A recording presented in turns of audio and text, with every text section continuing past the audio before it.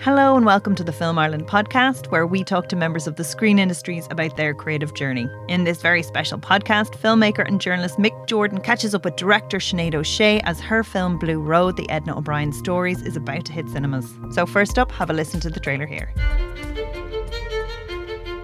Whatever wise man said there's no sense being Irish if you don't know the world will break your heart might have been thinking of the author and bon vivant Edna O'Brien.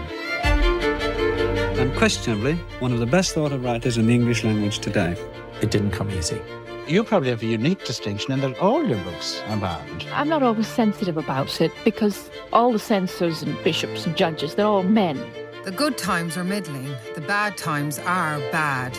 But not her fault. Nothing to do with her adolescent vanity. She became quite a famous party giver, if you like, in London. Everybody who was anybody went to Edna's parties. I knew it was transitory. We were all en route, heading for other places, orbiting up. Her love of writing was absolute. And I remember lying in bed and you'd hear that tick-a-tick-a-tick-a-tick. Ting. Her sentences are so fleet. There was smoke rising from the Blue Mountains in the distance. There's a kind of magic to them. Many people have thought I'm a flibberty gibbet, or I met this person, or I met that person. That isn't really what I am. I'm something else.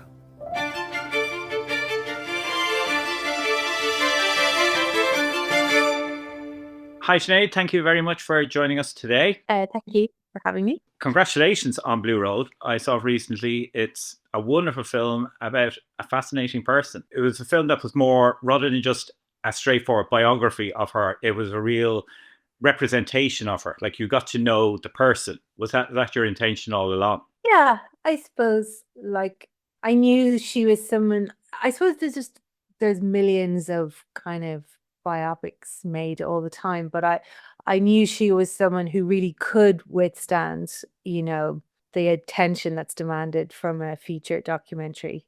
And so I really wanted to try to keep it under 100 minutes. And I kind of regret setting that kind of boundary now because I feel like there probably are more things I could have put in. Anyway, it was a good discipline. But yeah, she definitely, her life is so extraordinary. It's big. She's so big. Oh, yeah. Yeah, that could withstand 100 minutes of our attention. Well, and she covered so much of Irish history in her life. Yeah, exactly. I mean, in a way, she embodies the country and how it's evolved. And see, that's what struck me about it was a case of there were so many archive interviews you had there to play with. Like, were they easy enough to get? Yeah, they're easy enough to get. It's just that they're also expensive. That's the maddening thing. So that's really what would hold you back, I think. I kind of had spent a year just looking myself and finding things on YouTube. And then when we got some development money, I was able to hire an archive producer and he found some things which were really, hidden in the depths of the ITV archive, which were really brilliant and I would never have found online myself. And I might not even know they existed. Yeah, exactly. Like, in fact, Carlo's film in it, Night, is the best example of that. Because for me, that's one of the best pieces of archive in the film. I mean, for me, it's one of the best pieces of archive ever. Because, he's a teenager and it's presented on this ITV show and you're told Edna O'Brien's teenage son, we have the world premiere of his film. I was just like, what rubbish is this going to be? Which is a terrible attitude. But, your hopes wouldn't be high with that kind of introduction. And then it's incredible. Like, he's dramatized a novel of hers called Night. And Night, it was a very autobiographical work. And so what he's actually done, he's created a kind of documentary of Edna's home life. And Edna and her father are acting in it. But they're really acting as themselves because it's really an adaptation of her autobiographical novel. So It's absolutely brilliant, that piece of archive, and you wouldn't find that online. It's not referenced anywhere. It was very obscure. It's only if you were really looking for ancient Edna archive that you'd come across it. Well, that's particularly because, as we said, she's had such a long life and has been through so many eras that there's bound Yeah. to be a huge amount of material. You don't know where, like, it's an embarrassment of riches. You don't know where to look a lot of the time. Yeah, no, it was really immense. It was really overwhelming at times, and that was compounded by the fact that she had so little time left, and so and also we didn't have a full budget, so it was very. I have to say, yeah, there's such a thing as having too much. It was just very stressful, and then she gave me all her diaries, and obviously that was brilliant, but it was also kind of hellish. I mean, I shouldn't say hellish, but it was very overwhelming. So just at every waking hour, I was just distilling Edna's thoughts or her video archive or something. Well, particularly like the diary excerpts are very good. Like they're really like they're particularly funny when you see the red biro annotations that were added by her husband. Yeah, It's just striking in there. yeah, they're incredible. But I can well imagine, like, I mean, if you're like a diary for just 1 year is 365 pages, and you had to read through all these reams of stuff and select individual passages. Yeah, no, it was nuts. I mean, some days she didn't write, but then other days she'd write, 20 pages. And actually in that phase of her life when she falls in love with the British politician, she stops writing all fiction and she is only writing in her diary. And so her notebooks go from being approximately one per year to 3 or 4 a year. And that's just crazy. It's really overwhelming. It's actually there's a lot of things that documentary can do really well, but I think something this documentary couldn't show was the sheer amount of writing she did about that politician. That she just if you had just shared every entry, you'd only have that in the film. I don't even know if you'd cover it in 100 minutes. Well, I mean, that would be there'd be no structure to that because that was just written on the cuff. Yeah, no, it would be So great. you just have to wade into all of it. Yeah, but it was some experience reading that myself, I must say. And was that a case that, like, she obviously just gave them to you, Edna herself? That was quite a piecemeal process, I suppose. I had been trying to make a film about her for about a year.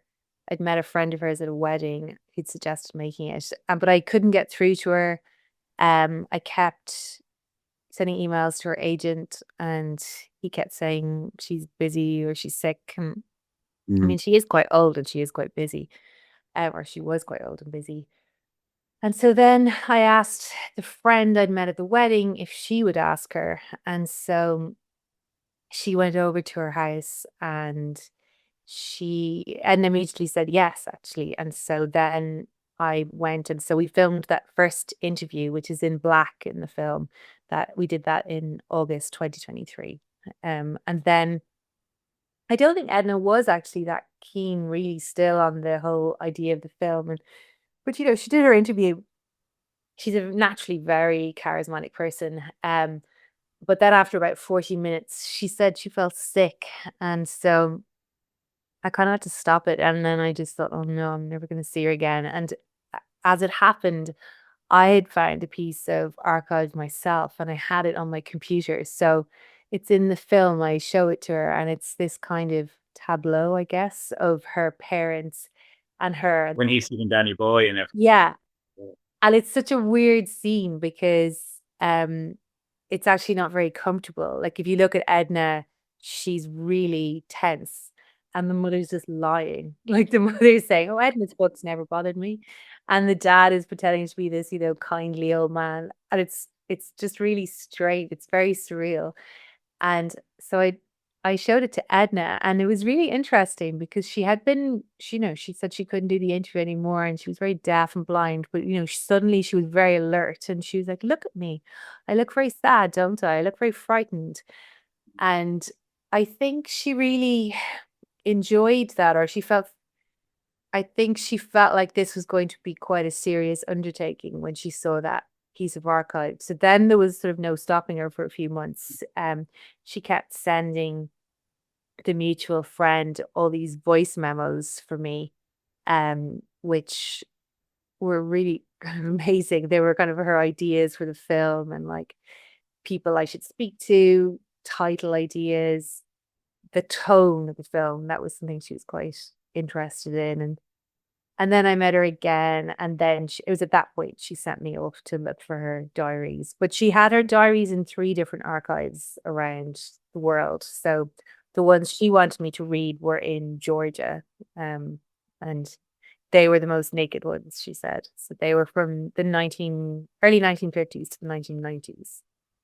Right. Again, a vast collection to. Vast, no, I know.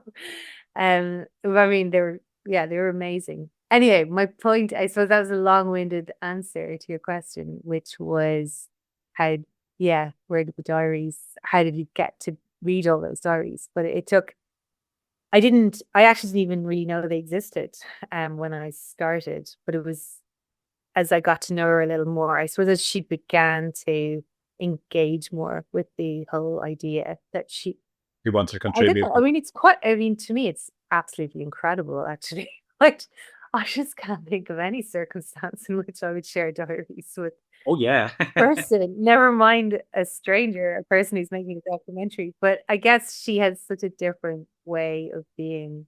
She's such a public figure. I'm very open. So trusting. I mean, I'll just never believe how much she trusted me. That is very surreal also. I think it's a case of, like, it was almost, to me, came across of not that she didn't care, but she's at the stage of her life where she's just happy to let it all out. I kind of agree. I think she just, I think maybe she'd been waiting or something, or I don't know, but she really understood that this film was a chance for her to have a kind of final word and to settle scores and to say her piece. She very much understood that. So I suppose for her, the diaries, I mean, she had already donated the diaries to an archive. So in a way, she had already made the decision to sort of decouple them from her own private space. Well, I would imagine, like, donating to an archive, like you often hear people donating their papers to an archive. To them, it's like, even if it was me, I would just assume they're nicely lodged away in an archive. Whereas actually giving them to you, she knows you are going to be reading them. So it's physically putting them out there. So that's why I'd say at that stage in her life, she was just saying, fine, free for all, let it out. No, I definitely think it's like, in the game Pass the Parcel, I was the last child left, with the parcel. Well, I mean, this is what it's really struck me about the present day interviews, the interviews you did yourself, is a lot of what she's saying is more her thoughts, it's her philosophy, rather than just facts of her life. Yeah. And I think that's the impression I got from the film, and that's what I really liked about it, was that the archive footage you showed, the different interviews of her at different stages in her life, were not necessarily in linear order. Like, towards the end of the film, you still were getting clips back from the 60s and so on, and it was still that's why I'm saying you get an impression of the person rather than just the biography. Yeah, no, I agree. I think I suppose there's 2 ways of looking at it. I mean, I think she definitely felt she had to answer some of the criticisms she had received. So that was part of how she was answering me in email. So she was so kind of desperate, I suppose, to explain, which I still find a little troubling because she was so magnificent. And I sometimes feel like she didn't have to answer those things. Like, they were so stupid. I didn't bother, including her, refuting her, earnest claims to have written her books. Like, there's just no point for such a ridiculous claim. Well, his claims are so ridiculous in the way even they're worded. Yeah, exactly. He's hoist by his own petard. It's so funny, no one else has to do anything, just he does it himself. Yeah. So I think it is true. It sort of, it tells a story by impressions as well as by facts, I suppose.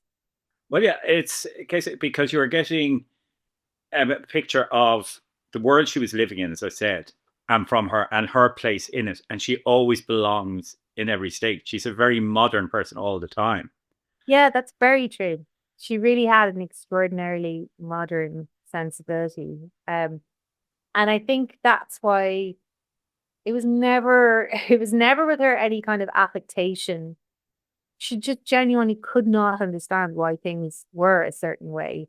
She was just very clever, and I think she just couldn't really get with this idea that, she should be sort of subdued and kind of deferential.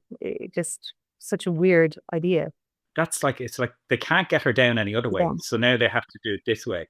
And it was sort of something I would have been aware, because I've been aware of Edna O'Brien since the 80s. So I was aware of it happening without paying any attention to it so much. I wasn't taking it seriously. But it occurred to me, I said, this is what they did to Sinead O'Connor.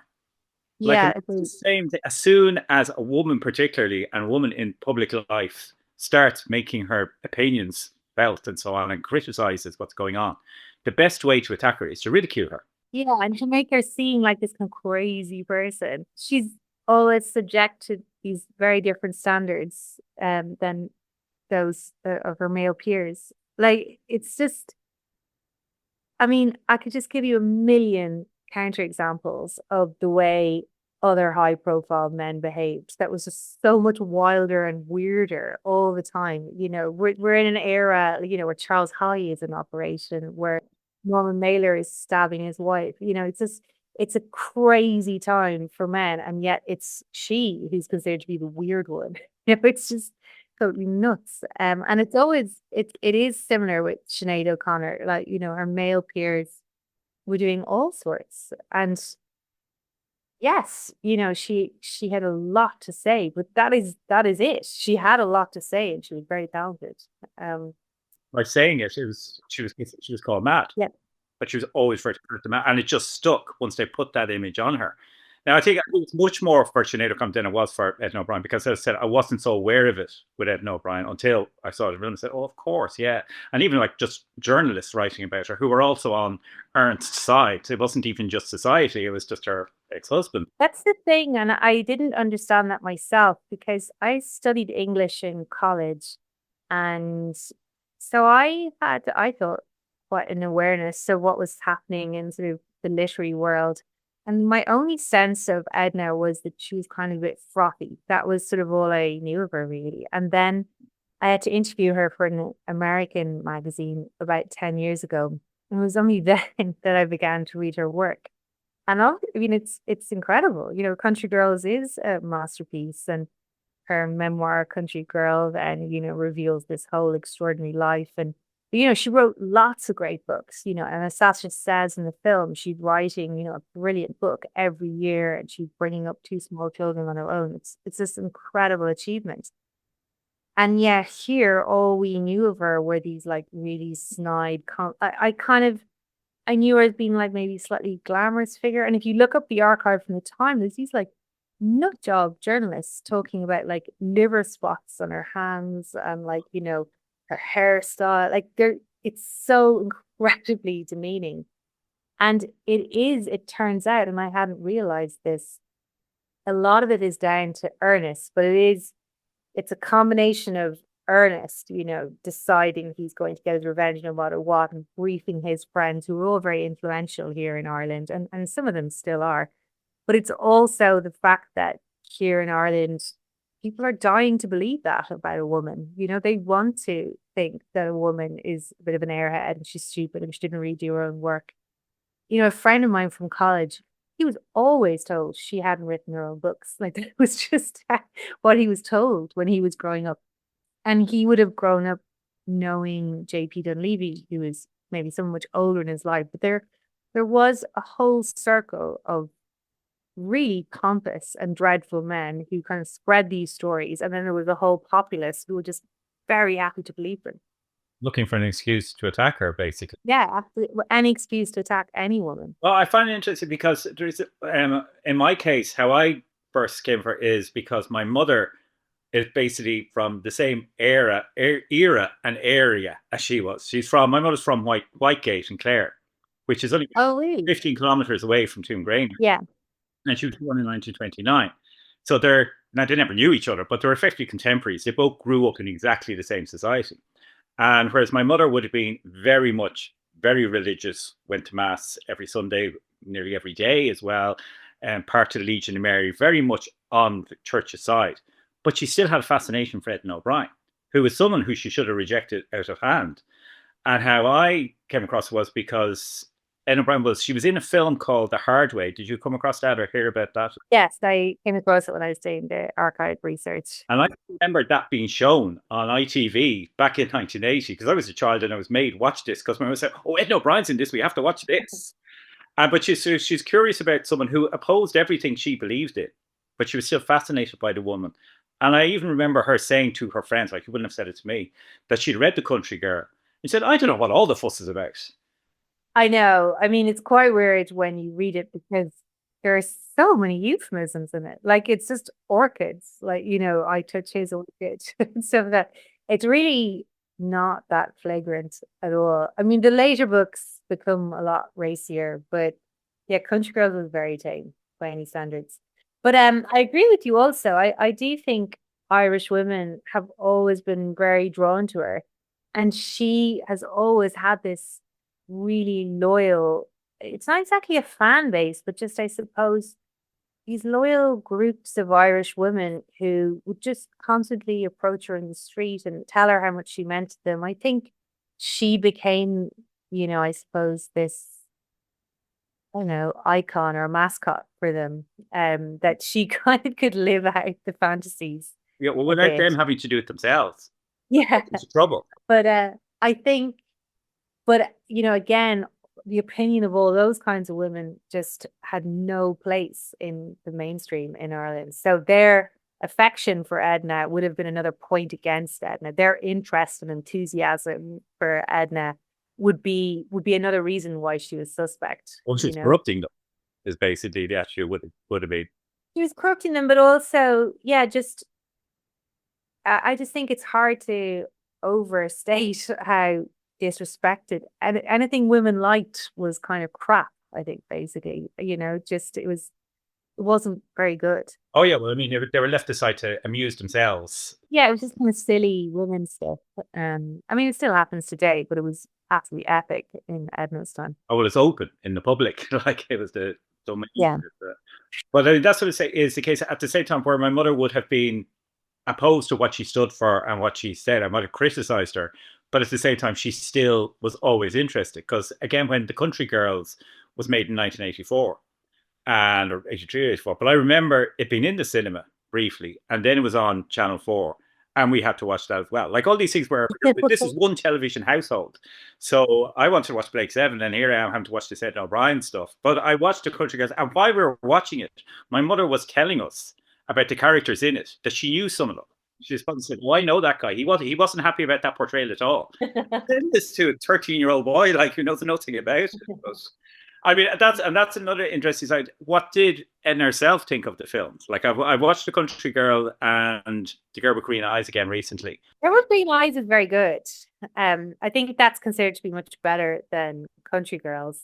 I'm not 100% sure what she thought of Country Girls. I read her diaries when she's talking about it being shot, and so she went to stay while it was being shot in Wicklow, and it's quite funny actually. She develops this massive crush on Sam Neill, who plays Mr. Gentleman in the film, and she becomes quite obsessed with him.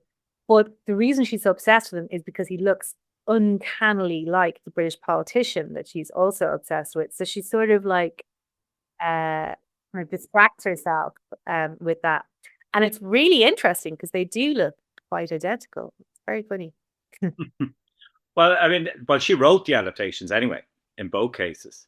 Yeah, I think so. I mean, she was always writing scripts. I think actually that is, again, another thing which is underestimated about Edna. She was an absolute workaholic. And so she was always working on something, whether it was a script or a play or a book. She wrote a lot of TV plays, always working on adaptations of her books. And lots of them were made, but she also worked on adaptations and scripts that weren't made as well. So Well, she was very, very into that world. He has a lot on IMDb. Yeah. There's a huge list of things there that she has. And I mean, it's also, Yeah. when you see her on IMDb, the first thing that comes up is a trailer from it. You know, the way on IMDb, you see a trailer from a film connected to a person. And the first trailer comes up is there's Elizabeth Taylor and Michael Caine. And I'm going, oh, interesting. But I still haven't found that film. I'd be curious to see that myself. Oh, I think that is easy enough to find. I'm not sure. I'll have a look for that for you afterwards. I think it is on YouTube somewhere. I just haven't got around to it. But I know is one of the trivia bits on IMDb says that she said almost nothing she wrote was in the final film. Yeah, she hated it. She thought it was a travesty, but it did give her so much money she could buy a mansion in Chelsea, which absolutely no scriptwriter in the world today will ever have that experience. So I don't think she was that hard done by overall when it came to that film. I mean, looking at the films themselves, as I said, The Country Girls, and they're both directed by the same director. And it's very interesting that the first film he made was the second book, and then the second one is the first book. Yeah, it is funny, isn't it? I wonder what the precise reason for that was. Yeah, because Girl with Green Eyes came out very soon after Girl with Green Eyes was written. I've never heard anyone talk about it, but just as you observe it, I think you're right. It is weird.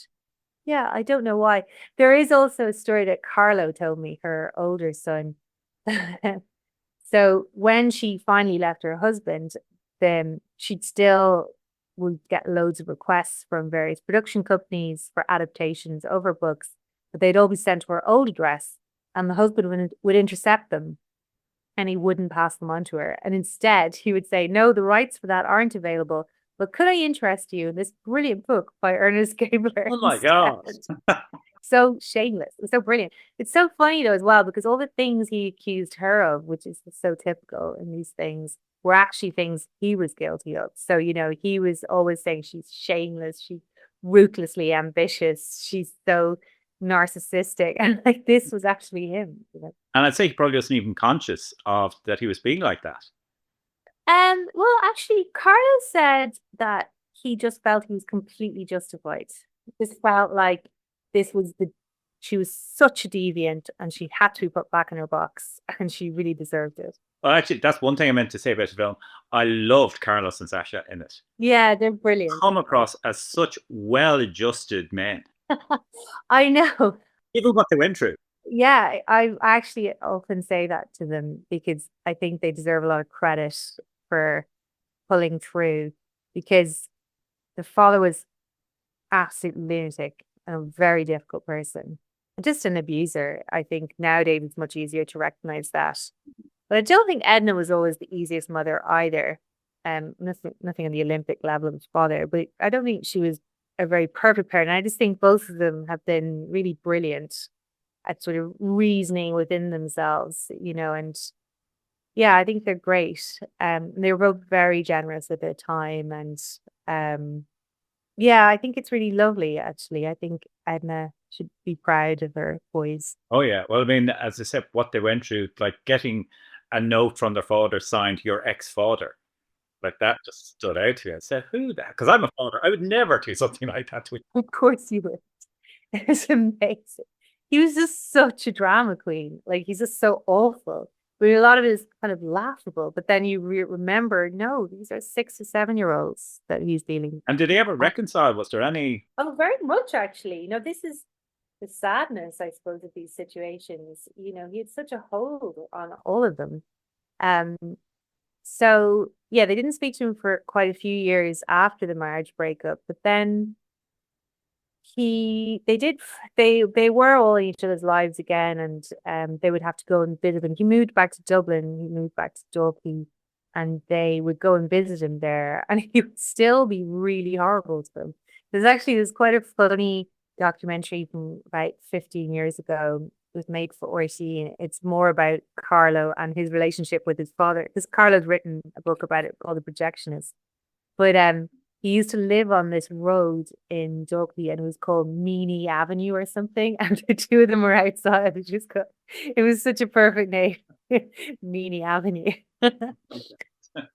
Called Flesh and Blood, by the way. There's a bit of it on YouTube, but it's very I mean, if you're into that stuff, which I really am, it's very entertaining. But particularly with Edna O'Brien, there's so much out there. Because as I said, when I went to look up like the Country Girls and the Girl with Green Eyes, I found on YouTube as well. But when you Google Edna O'Brien YouTube, you just get massive amount of I know, it's totally all these amazing. clips and documentaries and so on. Yeah, no, she's just an amazing character. Yeah, I mean, she's quite magical on camera. She's someone who, in some ways, she's very performative, very theatrical, and there is a kind of acting happening. Mhm. But then it's very spontaneous, and it's like a spectacle unfolding. It's really incredible. Well, and particularly because when you interviewed her, she would have been 92 or 93. Yeah, she was 92 the first time, and then I did some audio interviews with her when she turned 93, and then the final interview at the very end, the one in white, which is so extraordinary. I think she's 93 and a half, and she's only a couple of months from death at that Yeah. point. And you can see it in her. Well, I mean, it's obviously hindsight. We know what happened afterwards, but it's almost as if it is her saying farewell. That bit is her thoughts rather than, again, just a straight interview. It's basically her philosophy. She wants to. Yeah. Right? And that's what's tricky. She's so, like, she's very frail, clearly, but she's so alert. Yeah. No, she was amazing. No, physically, she was in a terrible situation, but her mind and her will were very, very strong.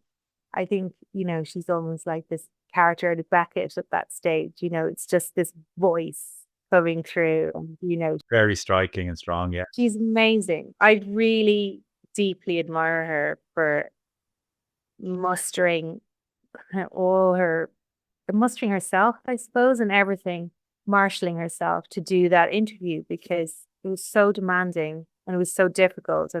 And she was very difficult in that interview at points too, but it's so brave, I think, to expose yourself like that on camera at that stage in your life. I just think it's really brilliant. Well, at the same time, she had, like, the last novel was Girl, which was written when she was 88 or thereabouts. Yeah, I think it might have been published. Yeah, so it was 2019. So yeah, I think it was published when she was 89, but I think she's been writing it for a few years, and she'd gone to Nigeria. Yeah, notoriously with all this money sewn into her underwear so she could bribe people to research. Not bribe people, I guess, pay them for their time. But yeah, it was quite a brilliant endeavor. Well, it's particularly because you think at that age, any writer, like, is just going to be resting on their laurels, or they're going to be rehashing their old stuff. But that's such a completely different type of book. Like, I read that just prior to this, and it's really harrowing. It really gets it. Yeah, I find that book very difficult. Yeah, she just really, I guess she believed that this was what she should do. I don't really like that book though. I like Little Red Chairs, which was the book just before that, which I'd interviewed her about, which was published in 2015. And it tells the story of this woman in the west of Ireland who wants a baby, and she starts going to see this kind of mystic healer who's this mysterious foreigner, and there's this terrible, terrible consequences. And she did a lot of research in the Trials International Criminal Court for those. It's based on the character of, I think it's Radovich. Anyway, it's a brilliant book. Whereas Girl is just so harrowing, but I suppose it's also how she felt and what she felt compelled to do. And I do find it amazing that she respects that instinct within her to that extent. Because as you say, most people might sit back at that point. But it's definitely something that marks Edna's writing in her career, because just before she begins House Splendid Isolation, I don't know if you remember the film, she's in this terrible situation. She's bankrupt and she's alone. She tries to commit suicide. And then from this absolute despair, she evolves into a different type of writing, more political writing, and she's trying to write about something bigger than herself. And that's really unusual, for a writer or any artist to be able to kind of create a whole new phase of work at such a late stage in one's career. So she's very good at renewing. She's just such a remarkable person from that perspective. And well, I mean, that's just brings back. What was it that attracted you in the first place? When did she first come into your life? And I don't mean the person. I mean, like, when did you first know of Edna O'Brien? Yeah, it was when I had to do that interview for an American magazine, Publishers Weekly. I was asked to interview her about that book, The Little Red Chairs, and yeah, I just began reading Country Girls, and I loved it, and it really spoke to me, as someone who grew up in the countryside in the 1990s, and that's such a long time after it's set, but it's absolutely resonated with me, and these kind of like terrible friendships and terrible men, and like that was just like, oh, that's just my adolescence. So I really I was just so kind of delighted by it. It's a very funny book as well. Yeah. And then I read the memoir, and I was so dazzled by her whole life. And then I met her, and like, if you think she's charismatic, age 92 and a half, you should have met her 10 years before that. Like, she's amazing. Within minutes, I was kind of telling her all my secrets and imagining that I was hearing all of hers. She made a huge impression on me. So yeah, it was very belated. I didn't have really any thoughts about her until about 10 or 11 years ago. But then 10 years ago, then it was very intense.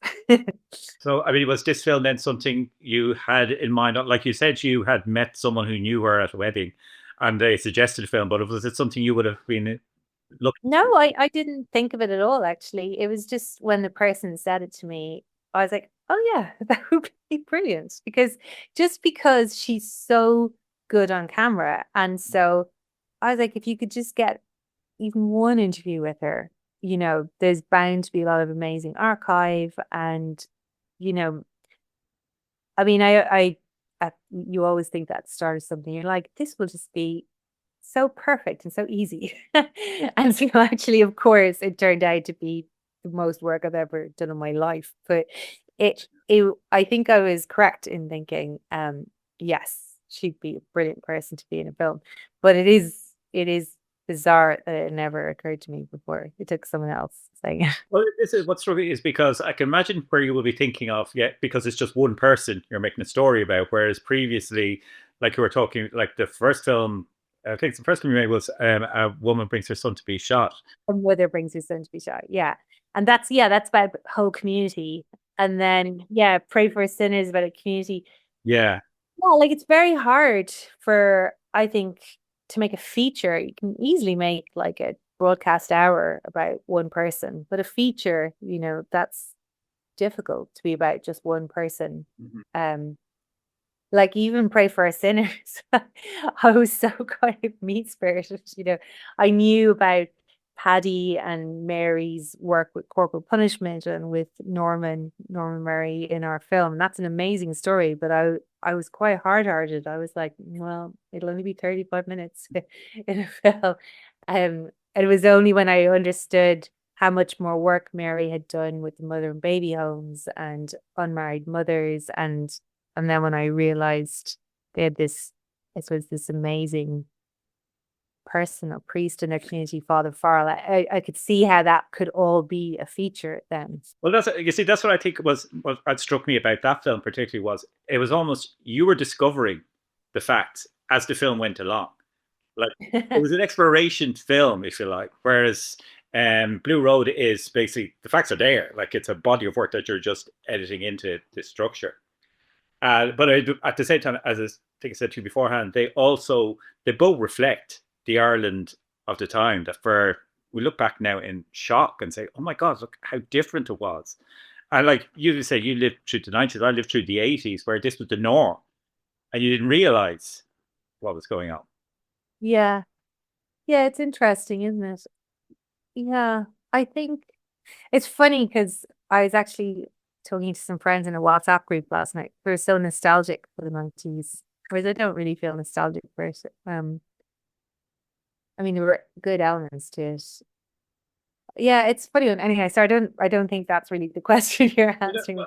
Like life today is very hard, but it really is better for me anyway. Oh yeah, I would agree. But I have to say that I can remember thinking in the 80s how very modern we are all together. And like because you just didn't realize, because we're comparing to what life was like in the 30s and 40s. I think we Yeah. were so archaic then, like because Yeah. in the 80s when contraception was finally legalized, whereas in 1940s they had customs officers with needles to prick condoms that were being brought into the country. Like that's the extent. But particularly with Grey Friars Sinners, this is why I wanted to bring it up, was the Father Farrell character was so interesting in that because he was the contradiction. He was a very good man in many respects, but he was supporting all this bad. Yeah, no, I agree. I mean, I actually heard a great story about him towards the end of the film. It just didn't really fit into the film, but it so embodied him. I think there was a cinema club in Navan, and I think it was really small. But anyway, they wanted to show a Godard film, which was banned in Ireland at the time. But for private cinema clubs, you could get around those things. And but he had to okay it, which in itself is kind of nuts. But anyway, so he had to okay it, and he was like, "Yeah, of course, the Godard film should be screened here." Okay, Mary, of all things, yes. Which is so perfect, because he was actually really progressive in some ways, and he certainly had. I must say, I really love the speech that he makes at the end of that film. I find it soul stirring. I find, when he says, when we talk about community, it's brilliant. He is very high minded in some ways, and then obviously very blinkered in others. But I think he really, to me, he represents what the clergy was like much more than, the really deviant cases that you read about, because that was more typical. The priests often were the best educated or the cleverest men around. So they genuinely did have some very interesting thoughts and philosophies about things. And I think Father Farrell embodied that. Yeah, he's a great character. I think he came across as he thought what he was doing was right.